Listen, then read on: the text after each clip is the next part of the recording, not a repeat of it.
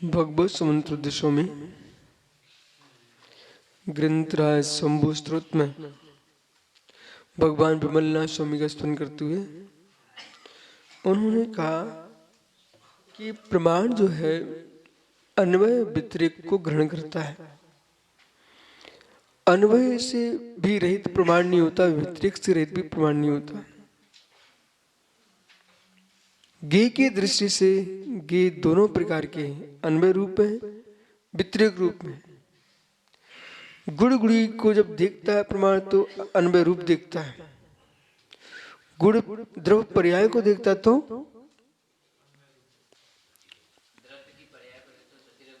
द्रव पर्याय को देखता है, द्रव के तो व्यतिरेक रूप देखता है। तो अब ये ज्ञेय की दृष्टि से ज्ञान का प्रमाण है, ऐसा भी कथन आप कर सकते, कोई दोष नहीं है। ज्ञेय की दृष्टि से ज्ञान का प्रमाण, ज्ञान अपने में प्रमाण कर रहा है, ज्ञेय अपने में प्रमाण करना, ये भी सत्य है। पर्याय को जब हम ज्ञेय बनाते हैं तो ज्ञान व्यतिरेक को देखता है। द्रव्य को हम जब ज्ञेय बनाते तो ज्ञान अन्वय को देखता है, बराबर। पर वास्तव में ज्ञान की स्वयं की योग्यता अन्वय व्यतिरेक को देखने की, इसलिए ज्ञान का ही प्रमाण ज्ञान में चल रहा है, ये भी सत्य है। पर ज्ञेयों को विषय बना रहा है, पर प्रत्येक दृष्टि से देखें तो ज्ञेयों को विषय बनाने की दृष्टि से ज्ञान का प्रमाण चल रहा है, ऐसा भी जानना चाहिए। परस्पर अन्योन्यमीक्ष, परस्पर में एक दूसरे की इच्छा अपेक्षा से देखने पर, अपेक्षा यसौ तौ च तौ, ऐसे वो अन्वय भेदौ च सामान्य विशेषौ, अन्वय और भेद, अन्वय रूप से और भेद रूप से, व्यतिरेक रूप से। अन्वय रूप में देखिए और व्यतिरेक रूप में देखिए। तयोर लिंगः ज्ञानम लिंगयते यते ज्ञायते, गिन जो लिंग यानी ज्ञान जाना जाता है, ज्ञान क्या है? प्रमाण। तो प्रमाण जो है ना, अन्वय प्रमाण और व्यतिरेक प्रमाण, कल आपको इस पर विशेष समझाया था। ये विषय शब्दावली भी नहीं है, विषय भी नहीं है। तत्वासुद जी में जिस तरीके से समझा गया वो अपना तरीका है, शैली, पद्धति है। बृहस्पति स्तुतकर्ता की अपनी पद्धति है। उन्होंने तत्प्रमाणे सूत्र दिया, तत्प्रमाणे, तत्किम प्रमाणे मतिस्थ अवधि मना पर केवलानि ज्ञानम तत्प्रमाणे, तो उन्होंने ज्ञान को प्रमाण कहा। तो समन्वय स्वामी भी वही कह रहे हैं, तत्व ज्ञान प्रमाणम उपसर्भाष्टम कृमभावी ज्ञानम स्याद्वा निसंस्कृतम तत्व ज्ञानम प्रमाणम थे। उन्होंने तत्व ज्ञान को प्रमाण कहा है, ठीक है। अब कैसा तत्व ज्ञान है? उभय रूप है, छाय ज्ञान और उसमें ज्ञान। तो युगपद क्रम भाषणम, युगपद जाने वाला प्रत्यक्ष ज्ञान और क्रम से जाने वाला परोक्ष ज्ञान।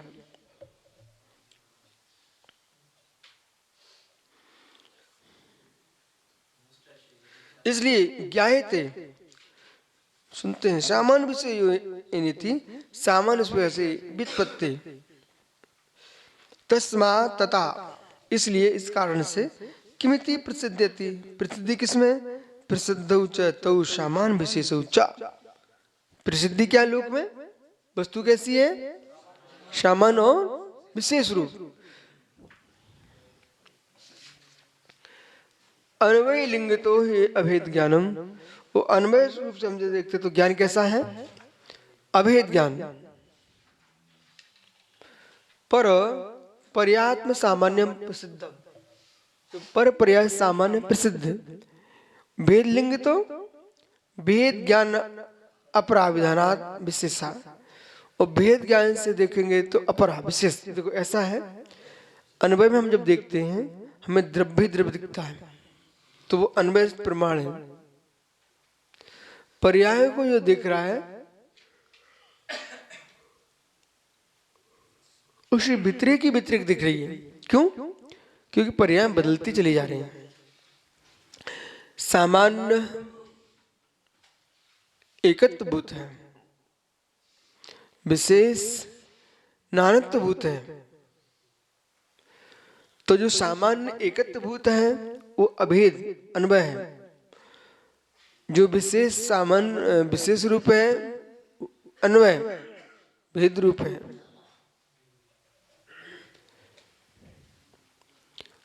व्यतिरेक पर्याय को देखते व्यतिरेक तो भेद रूप है और द्रव्य का अन्वय अभेद रूप है। उसी दृष्टि से प्रमाण को समझना। एवं प्रसिद्ध वस्तु समग्रता संपूर्णतया एकत्र वस्तुनि संपूर्ण रूप से एकत्वभूत वस्तु में कथंचित तादात्म्य वर्तमान अस्ति। कथंचित तादात्म्य रूप से अवस्थित वर्तमान देखा जाता है। तो गुड़गुड़ी में क्या संबंध है? तादात्म्य अन्वय संबंध। तो गुड़गुड़ी में अन्वय संबंध ताना संबंध है। तो गुड़गुड़ी की दृष्टि से अन्वय लेना और पर्याय दृष्टि से व्यतिरेक लेना।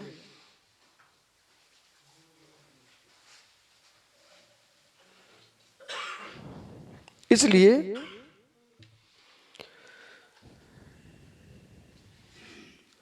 वस्तुनि कथंचित तादात्म्य वर्तमान कथंचित तादात्म्य रूप से वर्तमान करती है। तब विमल तीर्थंक देवस्य मते, हे तीर्थंक विमलनाथ स्वामी आपके मत में क्या है?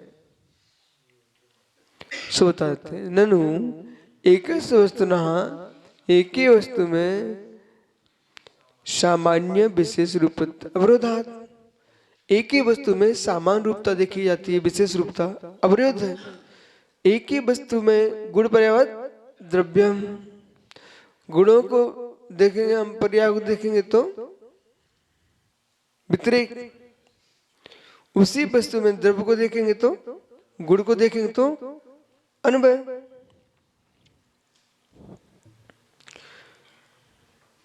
ननु एक वस्तु ने सामान्य ना।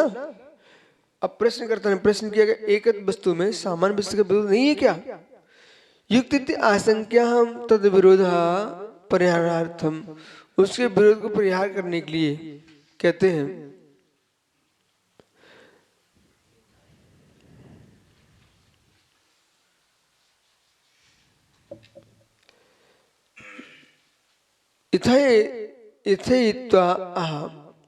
यथा जैसे इन प्रकार जिस प्रकार से बुद्धि लक्षण, बुद्धि का लक्षण, बुद्धि का व्यापार बुद्धि स्वरूप में तथा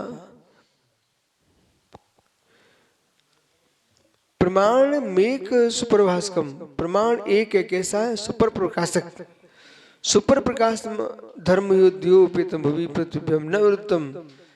प्रत्येक प्रमाण जो है ज्ञान द्वैतभूत है, सुपर प्रकाश, सो को भी जानता है पर को भी जानता है। अब कल हमने उनसे प्रश्न किया था, भाई बोलिए ज्ञान परार्थ ग्राह्य है कि स्वार्थ ग्राह्य है? ज्ञान आत्मग्राह्य है कि अर्थग्राह्य है? अब वो अध्यात्म की भाषा बोलने चाह रहे थे, बोले सुग्राही सुग्राही। अरे जो सुग्राही हो के परग्राही नहीं होगा।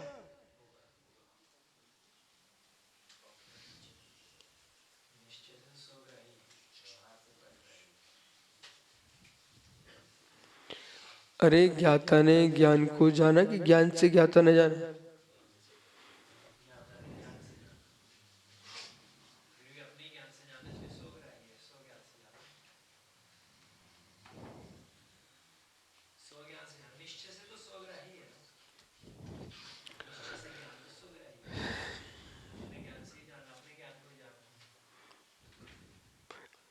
ज्ञान निश्चय से न सुग्राह्य न परग्राह्य है।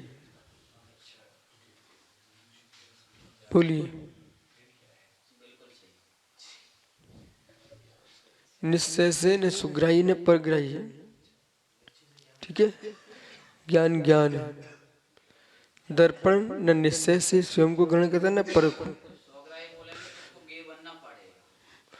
ठीक है, बिना ज्ञ के ज्ञान ग्रहण नहीं करता।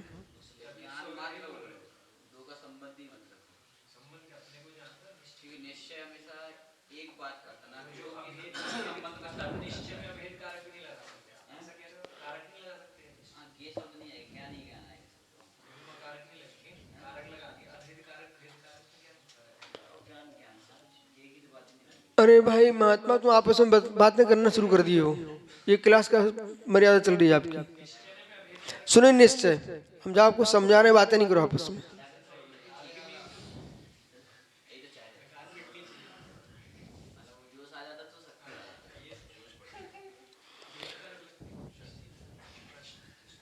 निश्चय से ज्ञान अर्थ को भी जानता है, स्वयं को भी जानता है। निश्चय से न अर्थ को जानता है न स्वयं को जानता है। इसे समझिए, निश्चय से ही सबको जानता है, निश्चय से ही जानता है, निश्चय से जानता है। व्यवहार को भी निश्चय से जान रहा है, परमार्थ को भी निश्चय से जान रहा है। यदि नहीं जान रहा है निश्चय से, तो किससे जान रहा है? अन्य गुणों में जानने की योग्यता का अभाव है। इसलिए अपने ज्ञान से जैसे निज को जानता है, वैसे पर को भी जानता है। अंतर इतना है, निज को अंतर व्यापक भाव से जानता है, पर को बहिर्व्यापक भाव से जानता है। ठीक। अब फिर हमने कहा दोनों को ही नहीं जानता, उसे भी समझिए। यथार्थ में ज्ञान का परिणमन ज्ञान में ही चल रहा है, इसलिए वो किसी को भी नहीं जानता। ज्ञान ज्ञान को ही जानता है। परम निश्चय निश्चय, ज्ञान ज्ञान को ही जानता है। ज्ञान ज्ञेय को और स्व को भी जानता है। ये भी मानिए, वो भी मानिए। ठीक है। अब अर्थग्राही है कि आत्मग्राही है। अब न्याय की दृष्टि में आते हैं हम। अध्यात्म कुछ गौण करिए आप। न्याय में अर्थग्राही है कि सुखग्राही है? अर्थग्राही नहीं होगा तो सुखग्राही भी नहीं हो सकता, और सुखग्राही नहीं है तो अर्थग्राही भी नहीं हो सकता। प्रदीपवत, जो स्वयं को प्रकाशित नहीं कर सकता दूसरों को भी नहीं कर सकता, जो दूसरों को नहीं कर तो स्वयं को भी नहीं कर सकता। यदि स्वयं को करता दूसरों को भी कर सकता है, और दूसरों को कर सकता तो स्वयं को भी कर सकता है। सुपरग्राही। ठीक है।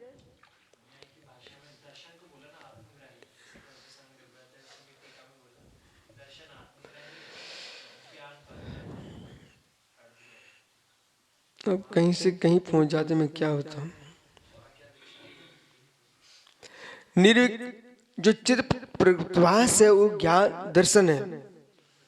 इसलिए अब सुनिए, पढ़ लिया आपने द्रव्य संग्रह से, अब ध्यान दो इधर में तरफ दो। ज्ञान दर्शन में शायद भेद ही नहीं है। जो दर्शन है वो भी ज्ञान ही है, इसे भी समझो। जो दर्शन है वो ज्ञान ही है। क्यों? आपने सुनिए, प्रभाषा के पास पहुंचते दर्शन किसे कहते हैं?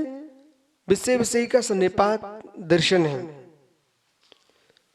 उसके बाद विशेष ज्ञान को अवग्रह कहा है। विशेष ज्ञान को अवग्रह कहा, विशेष ज्ञान को अवग्रह कहा। तो विशेष ज्ञान अवग्रह, उसके पहले ज्ञान नहीं था क्या आत्मा में? जो सामान्य ज्ञान था वही दर्शन है, उसी संज्ञा दर्शन है, पर वास्तव वो ज्ञान ही है। ए महात्मा जी सो रहे हो? बोलो, मैंने क्या बोला?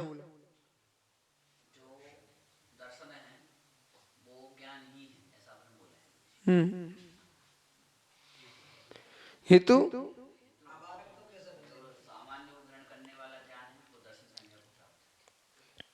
इसलिए उस सामान्य ज्ञान की अपेक्षा से हमने आवरण की दृष्टि से भेद करके देख लिया। कैसे भेद कर लिया? ऐसे भेद कर लिया। एक विशाल आंगन है, वो विशाल आंगन में दोनों भाई रहते थे पिता माता के साथ। माता पिता दिवंगत हो गए, दोनों में विषमवाद हो गया। हमको हिस्सा दो। आंगन में दीवार खड़ी हो गई, आंगन के दो भाग हो गए, ये भाग हमारा, ये आपका। अब देखो हिंदुस्तान, पाकिस्तान, ठीक है, बांग्लादेश, ये तीनों भिन्न भिन्न दिख रहे हैं। ये तीनों अपने आप के भिन्न रूप में देख रहे हैं। जो अभी जन्म रहे लोग उन्हें तो यही पता ये दूरी है, देसी है, देसी है, लेकिन जिसने पृथ्वी को अखंड देखा है ये दोष कहाँ। ऐसे ही जो दर्शन है वो ज्ञान है, दोनों आत्मा का एकत्वभूत धर्म है। आवरण की दृष्टि से भेद करके रखे गए हैं, लेकिन वास्तव में एक ही है। ठीक है, इससे भी जानो। अब आप प्रश्न करो, ये आप कहाँ से बोल रहे हो? श्री धवला जी में और गाथा नंबर 44 की संस्कृत टीका में बृहद्रव संग्रह में आपको देखना चाहिए।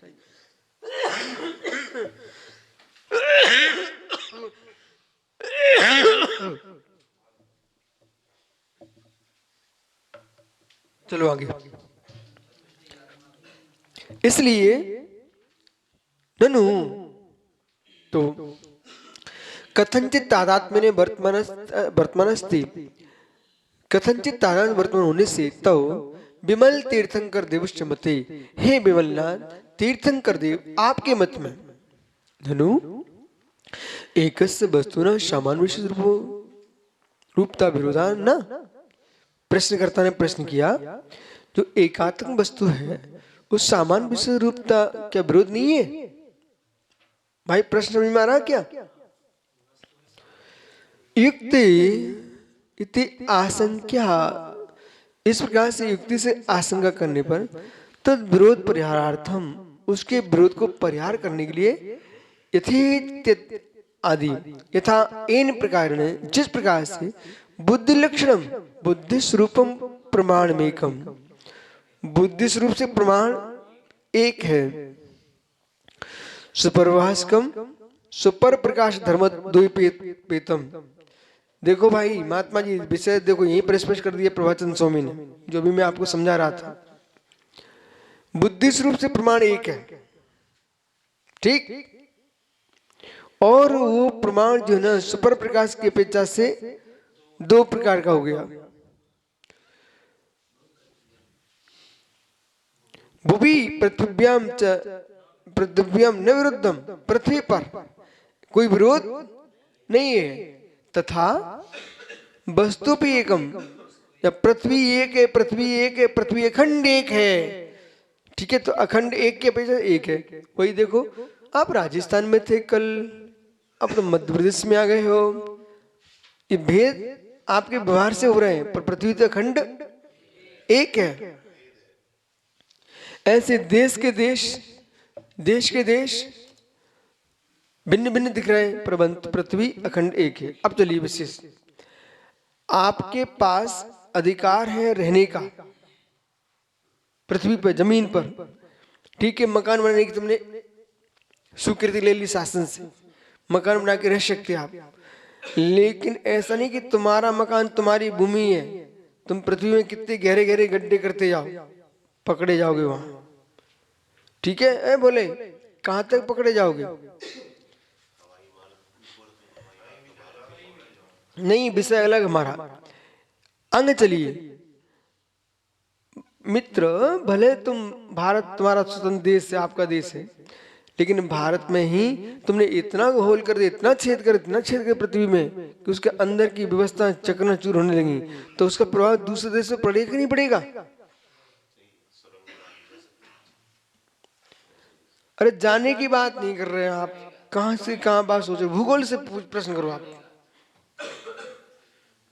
समुद्र में, असली में आपको बता रहा हूं, समुद्र में कोई प्रक्रिया होती है, तो छतरपुर जिले में एक भीम कुंड है, ठीक है, और ललित जबलपुर मेहरौनी और टीकों के बीच में एक कुंडेश्वर है, ठीक है। समुद्र में कोई भी हलचल होती है, इन दोनों जगह का पानी बढ़ जाता है।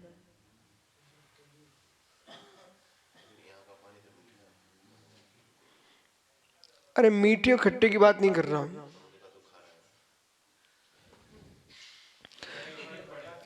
पृथ्वी के अंदर की बात समझो आप। इसी तो ऐसा है, विश्व में कहीं भी कोई अंदर पृथ्वी के साथ दोहन कर रहा होगा ना, उसका प्रभाव पड़ता है, जानकारी लेकर के उसका प्रतिबंध किया जाता है। भाले ऊपर रहने वाले लोगों की भाषा बदल रही है, भोजन बदल रहा है, रहन सहन बदल रहा है, लेकिन पृथ्वी की जो अवस्था है, अवस्था जो प्रक्रिया विशेष अखंड ध्रुवित्व, तो जो अखंड ध्रुवित्व जो चल रहा है ना, उसमें किंचित भी कुछ होता है तो फिर पूरी पृथ्वी को चिंता का विषय सताएगा। अगला प्रश्न, तुम्हारा पड़ोसी है, अपने मकान में कुछ गड़बड़ी कर रहा हो, तो साथ में तुम्हें चिंता का विषय बनेगा नहीं बनेगा? जमीन में कुछ कर रहा हो, अच्छा तुम्हारी सुंदर होदी बनी हुई थी पानी की, और उसने अपना गटर इतना गहरा बना लिया है और उसका पानी उसमें होने लग गया, अब क्या करोगे आप? कई जगह हो रहा कि नहीं हो रहा? अब दो कुएं बगल बगल में, एक के कुएं ज्यादा पानी खिंच गया ना तो उसका कुएं का पानी कम हो जाता है। नहीं देखा आपने? आपको उदाहरण देखता हूँ मैं। अब जैसे अपन लोग रूर गए थे, ठीक है, वहां बहुत बड़ा अपने कुआं मिला था। वो कुआं अखंड रूप से भरा रहता था, लबालब कितने पानी भरा जाता, परंतु नलकूप खुदे खेतों पर, और वे नलकूप भारत सरकार ने, ये माधवराव सिंधिया ने उद्घाटन किया। बड़े बड़े नलकूप खुदे, बड़े बड़े, उसका पानी डाला गया नहर में, ठीक है, कुएं गांव के सब सूख गए। इतना पानी उसके अंदर खींचा गया कि गांव के कुएं सूख गए। मतलब बगल में गांव, ये नहर खेतों में कुएं, उन्होंने एक एक मिनट पे कुएं खुदवा दिए थोड़ा दूरी बना करके। अब एक जब नलकूप चले, बड़े बड़े बोरिंग, जब नलकूप चले उसका पानी किस में डाला गया? नहरों में। नहर में पानी डाल के फिर खेतों में भेजा गया। मतलब तुम्हारे खेत में कुआं खोदा गया है, वो पानी आपको भर नहीं मिलेगा, नहर में डाल करके पूरे सब लोगों को मिलेगा, लेकिन वो स्कीम उनकी चल नहीं पाई शायद, है? पानी कहां से जाता था? ये चंबिल का पानी कोटा, और कोटा से फिर घूम करके वो नहरें जो निकलती थी वो मध्य प्रदेश में जाती थी। ये समझौता था राजस्थान का और मध्य प्रदेश का, कि चंबिल जो है ना उद्गम उसका मध्य प्रदेश से, मध्य प्रदेश से चली गई वो कहाँ? राजस्थान, और फिर राजस्थान से लौट के आई मध्य प्रदेश, और फिर जाकर के उत्तर प्रदेश में यमुना में मिल गई। तो इतने क्षेत्र को पानी दे रही थी वो। तो वो पानी उन्होंने राजस्थान में कोटा में पानी संग्रह किया, वहां से आकर के ये नहर निकाली। अब वो पता नहीं क्या हुआ होगा, तो उन्होंने फिर कुएं खोदे और कुएं में नहर का पानी डाला, नहर में पानी डाला कुएं से, तो गांव के कुएं सूख गए। सिंधी नदी के किनारे पे जो गांव बसा है चांदपुर, उसमें बोरिंग 700-700 फुट तक थी, पानी बिल्कुल चली गई सब बोरिंग। उसके बाद फिर स्टाफ डैम बनाया सिंधी नदी पे, सब बोरिंग फिर चालू हुई। हाँ, बस एक तो मुझे बताना था, मात हमारा सार इतनी सा है कि आप ऐसा मत कहो ये हमारी व्यवस्था है। तुम्हारे घर की व्यवस्था कुआं खोदना तो हो सकती है, पर पानी की व्यवस्था अंतरंग में चल रही है, अंतरंग में, ठीक है ना? तो उससे प्रकृति का शोषण होता है, इसलिए तो शासन निगरानी नहीं रखता कौन कितने गहरे कुएं खोद रहा है, दूसरे का ध्यान नहीं देगा वो। आइए, बस विषय सबको समझ में आ गया, आप आगे चलते। इतनी देर क्या कर रहे थे आप?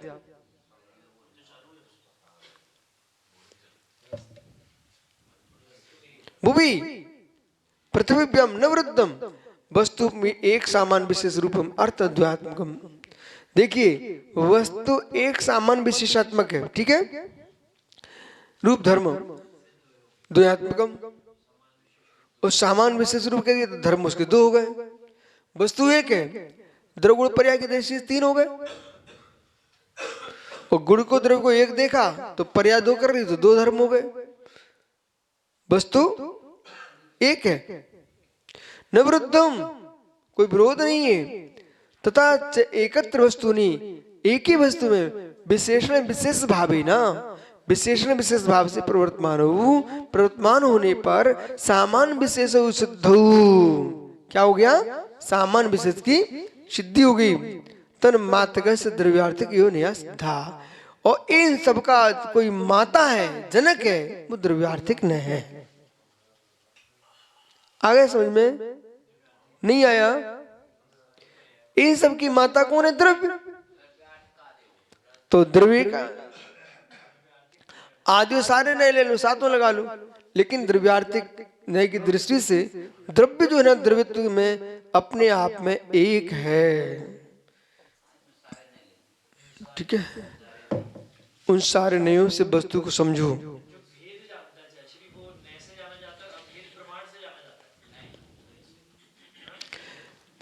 सुनिए, आपने कहाँ लेके पहुंच गए हो?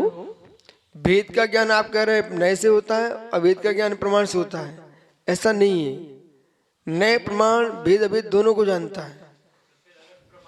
अब प्रश्न करो, अरे भाई अब भेद करो, जो प्रमाण से जाना गया है उसे अंश रूप से जानोगे तो नए कहलाएगा, वो अखंड रूप से जानोगे तो प्रमाण कहलाएगा। ठीक है, और वेदा भेद में ज्ञो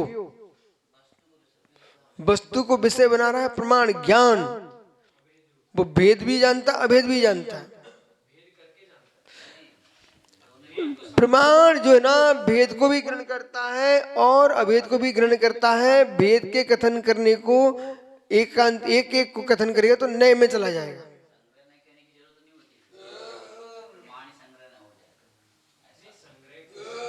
आइए,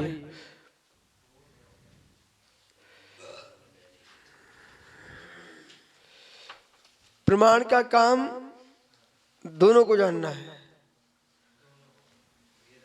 भेदा भेद। क्या तुम प्रश्न करके अपने आप को भ्रांति खड़ी कर लेते हो? वास्तव में नए है ही नहीं। चलो आगे चलते हैं। अब तुमको हम दूसरे पे, वास्तव में नए नाम कोई वस्तु नहीं है। नए नाम की कोई वस्तु है ही नहीं विश्व में, पहले समझो आप। पर ऐसा भी नहीं कि नहीं है, प्रमाण नहीं रहते मां। अब आपको समझ में नहीं है इसलिए आपको जोर से समझा रहा हूं। समुद्र ही समुद्र है, समुद्र ही समुद्र है, उसके अंश को किनारा कहा जाता है। फिर तुम बोले बीच में, इन्हें गलत बोल दिया है, तट गलत बोल दिया। तट किसे कहते हैं? जो उसके किनारे बसे होते हैं, जो खड़ा हो वो तट है। जमीन एक तट, तट है जमीन, वो किनारा जिसमें पानी ही है। ठीक है, वास्तव में अखंड प्रमाण है, पर अखंड प्रमाण है उसको समुद्र को, किनारे को न समुद्र कह रहे हैं न समुद्र कह रहे हैं, किनारा कह रहे हैं। ऐसे ही न अप्रमाण है न प्रमाण है, प्रमाण का अंश है। हाँ ठीक है, पर वास्तव में क्या है? प्रमाण ही है। अब चलिए इधर देखो, ज्ञात प्राण नया, श्रुत विकल्प नया, प्रमाण एक देश नया। प्रमाण का एक देश नया है। चलिए